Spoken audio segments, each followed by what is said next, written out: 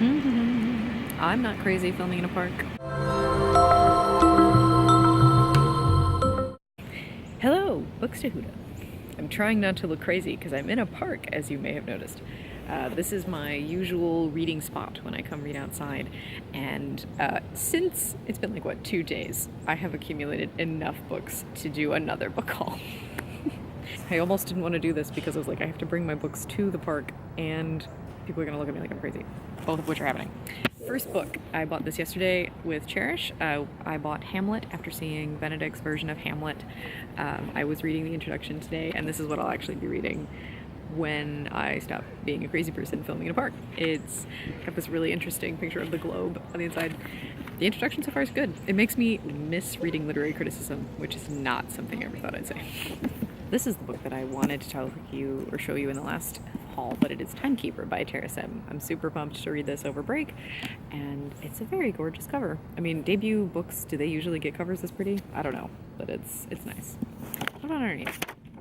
Oh no, it's just normal underneath, but very pumped.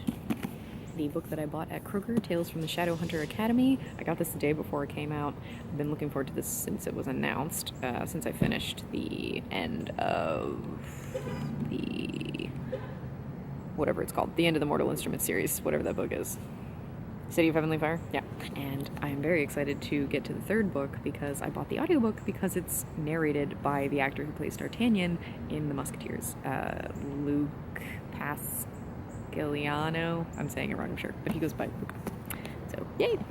What about underneath? Underneath it's pretty dull, but there is a nice, it's nice gold font and then a little, like, embossment on the front. I bought Swing Time by Zadie Smith yesterday with Cherish, and the cover is beautiful. So we'll be reading this together soon. The underneath cover, not very exciting, but the story is really fun. I'm excited for the story. Now we move on to the books that I purchased, which are making this haul something that I wanted to do. I stopped in Savers on my way home from work. When I don't have to teach at the high school, so Tuesdays and Thursdays, I drive right past Savers, my favorite place to buy used books. They have a deal where you buy 4, get 1 free, and I usually end up with 5 books. Today, thankfully, they're kind of small. First, they had a lot of good books to choose from this time around, and I'm not sure why that was. It was hard for me to pick 5. It was one that I really wanted just because of the cover. It was a Penguin Deluxe edition, which I love those covers, but I didn't think I'd ever actually read it, so I didn't buy it. It was John Steinbeck's modernization of the Knights of the Morte Arthur, which I've actually read some of in the original, or at least like older English, and it's just not my thing.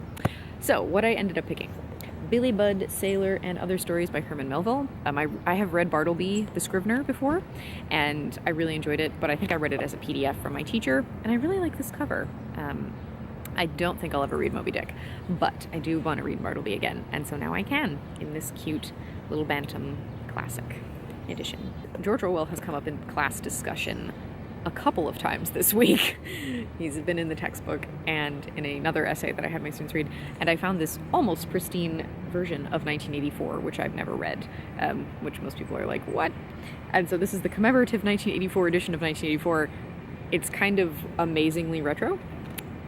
And since I've never read it, even if I don't enjoy it, which why wouldn't I think that it will be at least good for me to have read it, because then I'll get all of the cultural allusions. I picked up an Oxford World's Classics edition of Sophocles' Antigone, Oedipus, and Electra. This is the older edition, though. It's not the nice new ones that would match my Musketeers editions.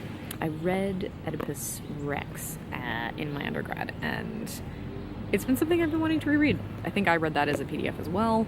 My professors were pretty bomb. They tried to save me money whenever they could by giving me PDFs of things.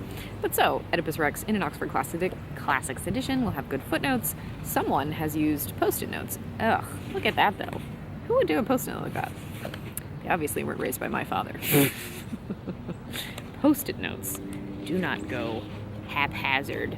You take the Post-it note, you align it with a line of text, and you stick all of the Post-it notes out the same amount from the side of the book, and they better be 90-degree angles from the top and side of that book.